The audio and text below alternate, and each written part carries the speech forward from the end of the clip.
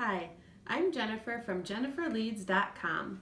Today, we're going to discuss a strategy that your child may have been given at school for dealing with unknown words when they're reading. That strategy is to look at the first letter of the word and guess the word, or to look at the picture to try and figure out what that word is. I want to talk to you about why that's not the most efficient strategy and tell you what is the best strategy for helping your child become a skilled, fluent reader. A long time ago, we didn't know what was happening inside of the brain when we were learning to read. Now, thanks to fMRI machines and a lot of the research being done at Yale with Sally and Bennett Shaywitz, we know what's happening in the brain for skilled and for unskilled readers when they're learning how to read. We know that for a skilled reader, when they encounter a word for the first time, they will use this front left side of their brain to try and decode or sound out that word. They often do it very quickly and efficiently and quietly, but they are using that side of their brain. So when they come to the word fish, they say sh, fish, and figure out that that word is fish. After a reader has done that several times and use that very slow and deliberate part of their brain, then that entry will move back into this fluent, quick reading part of our brain where we don't have to think about that word anymore. That entry becomes more like a dictionary entry. So when they see the word fish, they immediately bring up all of those characteristics, the sounds in the word fish, the way the word fish looks and is spelled, and the concept of fish and the meaning of fish. So from then on, that word is fluent and they don't have to think about that word anymore when they are reading that word. So for fluent readers, this part of our brain back here is lighting up, but still for unknown words, they will use the sound part of their brain to sound out and decode those new words. For children who have dyslexia, they are attempting to use the front right side of their brain, which is not set up for language. That part of their brain just basically takes a snapshot or a picture of the word, and then they try to store it based more on visual characteristics of the word. That is not how our brain reads, and that's not the most efficient method. So when a dyslexic child is trying to read a word, they're constantly thinking about what makes sense, what's their world knowledge, what have they seen in a book before, what's that snapshot, but they aren't able to process that word clearly and distinctly, and they aren't able to store that word into that fast, deliberate, quick reading part of their brain that's fluent. So our word will not move from the front right side of our brain into that back fluent reading part of our brain. And when we store words like that, when we attempt to read with the front right side of our brain, the words kind of look fuzzy. My daughter's going to put a picture in front of the camera for me. So as you can see, that word is kind of messy and sloppy and it's not clear and distinct. We don't see the individual characteristics of that word. We aren't able to sound that word out and think about how that word has the sounds o, p.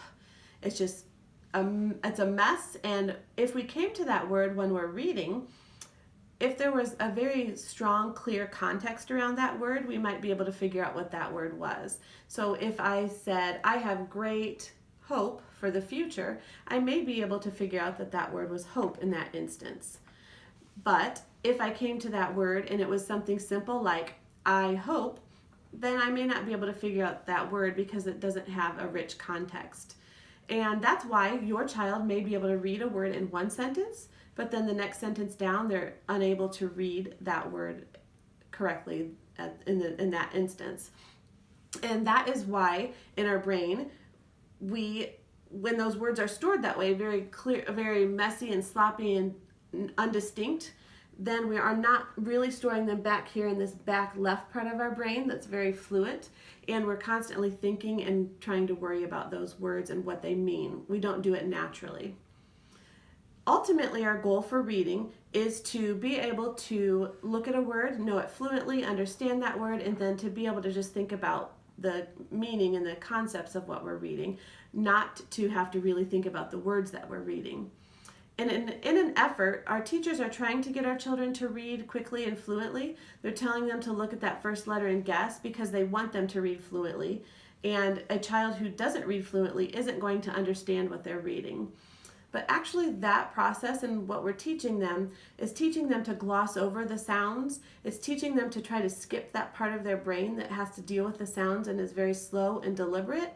And it's not helping them to become a skilled, fluent reader. So we're not teaching them to attend to those sounds, and that's the only way to get a word from this slower part of our brain of reading back into this automatic reading part. So in an effort to make them a really fast reader, that word may be read correctly at that specific point in time, but it's not stored correctly in our brain, and it won't be a fluent word from then on. So they're still going to have to think about that word, what the sounds are, or what the letters are actually. They wouldn't think about the sounds.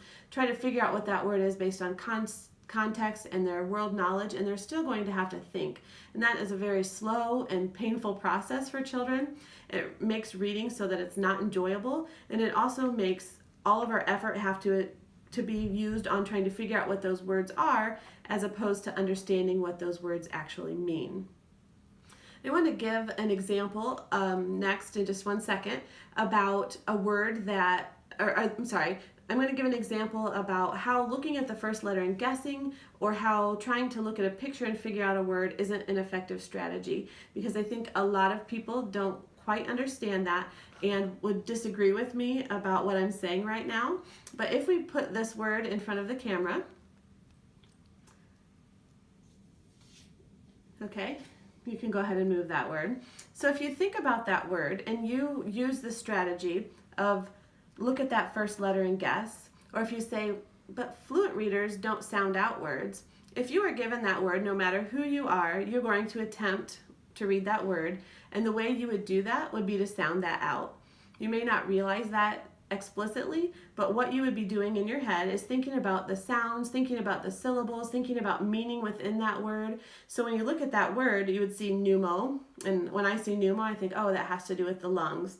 And then I see ultra microscopic, and I think it's something to do with something really small. But the only way for me to deal with that word, and any unknown word, is for me to use that front left side of my brain and try to figure out that word.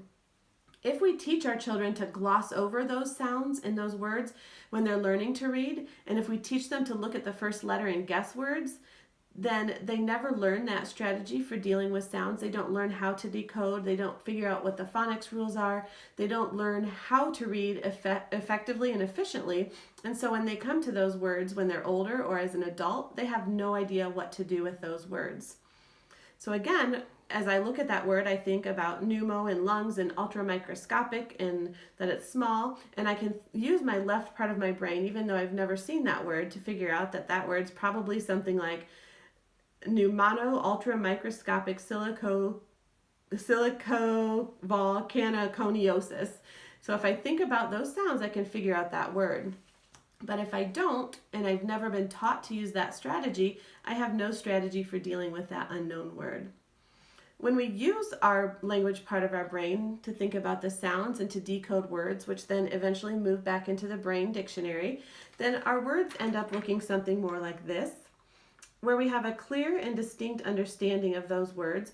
And when we see those words, they're fluent and automatic, and immediately when it comes to me, I know what that word is, and the concept of that word comes up. The letters, the sounds, the meaning, it's all right there, so I don't have to think about that word anymore when I come to that word. And that's what makes a skilled, fluent reader. I want to give you a couple of books that you can look at if you want more information about these strategies. First of all, this is a book. It's a really old book. I think it was written in 1955, but it's called Why Johnny Can't Read. And basically it talks about the whole language strategy and dealing with words, and how we used to think that if we just exposed a child to written language and if we made reading really fun, that they would pick up on words and learn how to read quickly and fluently. We now know, based on research, that that is untrue, but this gives you an idea and an understanding of where that strategy came from, and gives you a clearer understanding of what whole language is and why it's not the most efficient strategy to use with our child. Another book that, if you want a basic understanding of how the brain is reading and how the brain learns to read, would be Overcoming Dyslexia, and that is by Sally Shaywitz, and she's the researcher who is working at Yale and has done a lot of seminal research on dyslexia. But this gives a basic understanding, again, of how the brain reads and how we become a skilled, efficient, and effective fluent reader. Another good book, another good book would be Proust and the Squid, a little more scientific, and will give you an idea, again, about the language parts of our brain and how we become skilled, fluent readers, and also gives you some idea on the research behind dyslexia and fluent reading. And lastly, if you want to get very in-depth and want to know a ton about research and a very specific understanding about how the brain works, very scientific, is Reading in the Brain, The New Science of How We Read.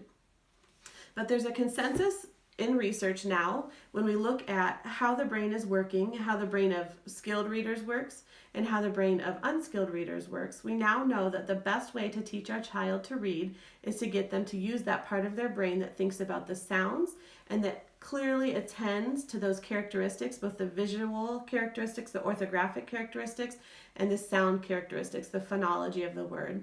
And when we bring that all together, that's what helps our child become a skilled, fluent reader. And one of the characteristics of a skilled, fluent reader, again, is being able to deal with the sounds. For children who have dyslexia, their brain may not be ready to deal with those sounds and learn phonics rules and to be able to sound out words.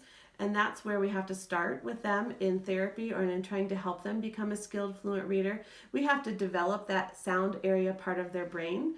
We have to develop what is called phonological awareness. And that's, again, just our ability to think about sounds and manipulate the sounds of our language. And that is a very important skill for all readers. A lot of children will pick it up on their own, but for children who have dyslexia or who struggle to learn how to read, that's a skill that we have to teach them. And next time when I make a video, I'm going to be giving you some skills or some therapy techniques that you can use with your child to help develop their phonological awareness skills. Thanks for joining me today, and I hope you'll join me again next time.